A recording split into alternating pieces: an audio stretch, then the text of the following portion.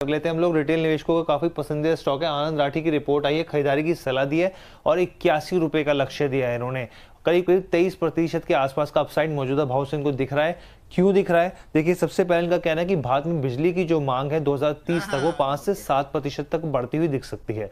दूसरी चीज इन्होंने कहा है कि 2030 तक जो टोटल यहाँ पे डिमांड होगी वो 777 गीगावाट तक पहुंचेगी, जिसमें 500 गीगावाट तक रिन्यूएबल के जरिए आएगी यहाँ पे, यानी कि एक बड़ा ट्रांसफॉर्मेशन फेज की तरफ भारत जो है यहाँ पे बढ़ रहा है। इसके अलावा इन्होंने कहा कि जो सबसे बड़ी बात कही, इन्होंने कहा कि हमें बहुत ज्यादा पसंद आया, इसकी सराहना की कि जिस तरीके से कंपनी ने अपने कर्ज को कम किया है, रीस्ट्रक्चरिंग करके अपने कर्ज में एक बड़ी कटौती करते हुए देखिए, ये यहाँ पे साफ तौर पे बहुत पसंद आया ब्रोकरेज को। इनका कहना है कि अभी भी कंपनी के पास 8.3 अरब यहाँ पे रुपए जो है वो नेट कैश फ्लो है, जो कि कंपनी की वित्तीय स्थिति काफी मजबूत दिखा रहा है। इसके अलावा रिकॉर्ड हाई ऑर्डर बुक है, 5.6 गीगावाट की है, साथ ही मजबूत ग्रोथ दिख रही है आने वाले समय के लिए।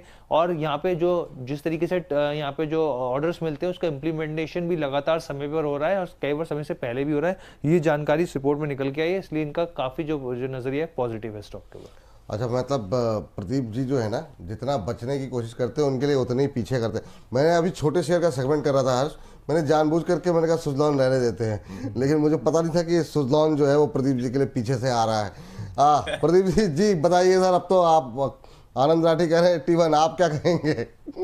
देखिए, अभी जिस तरीके से स्ट्रक्चर बिल्ड हुआ है सर, देखिए चार्ट में रिसेंटली एक टॉप था ऑलमोस्ट 73-74 के आसपास। तो आई थिंक ये 73-74 जब से मैंने बताया उसके बाद देखो ऊपर आया ही नहीं स्टॉक।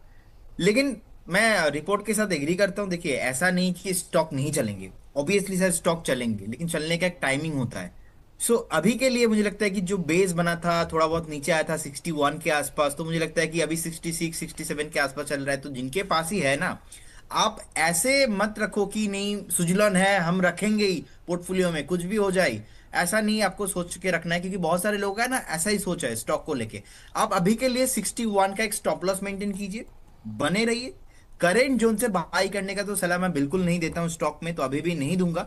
लेकिन जिस तरीके से स्ट्रक्चर बिल्ड हो रहा है, मुझे लगता है कि नेक्स्ट जो टारगेट हो सकता है 69-70 के आसपास।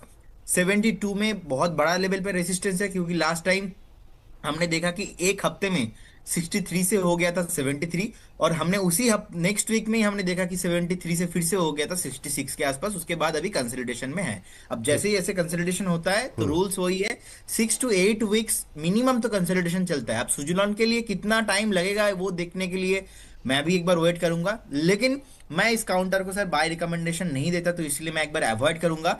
चाहे मुझे फिर से कोई कमेंट, नेगेटिव कमेंट सुनना पड़े तो कोई बात नहीं है, कोई वो बात तो नहीं। सर